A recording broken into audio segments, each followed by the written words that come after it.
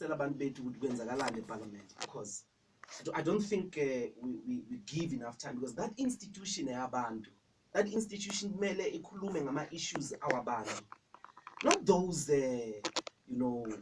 high conversations of honorable member blah blah blah. Abantu bafuna ukuzwa ukuthi ama issues wabo are being dealt with. Now every time you need to answer the question of what happened in Nkandla. ANC starts another subcommittee, ad hoc committee on this, ad hoc committee on that. The EFF is not going to be in ad hoc committees forever, because the public protector Thuli Madonsela said there was undue benefit. Why President Zuma was happy that day, if you remember it.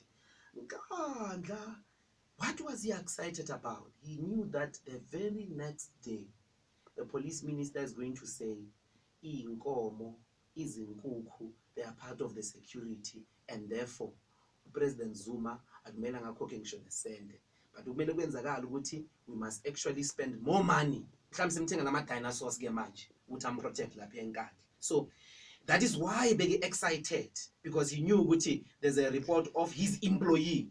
Police minister works for President Zuma. He's paid and works and hired by President Zuma. Xa ubengeza aphuma athi report ukuthi no, President Zuma did not do anything. No.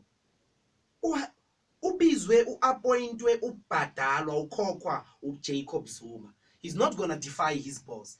Thuli Madonsela is an independent institution that reports directly to Parliament, even if she is appointed by President Zuma. She's appointed by President Zuma on the recommendation of Parliament. We would never recommend Nathi Nhleko to be a police minister. So that is the dynamics. Those are the differences. So every day, ANC isebenzisa ubuningi babo ngaseParliament ukwenza iqinisekisa ukuthi iqiniso, gets suppressed, and that is what we have been explaining. Now, with the issue of paying back the money, because the president did say he's not going to pay the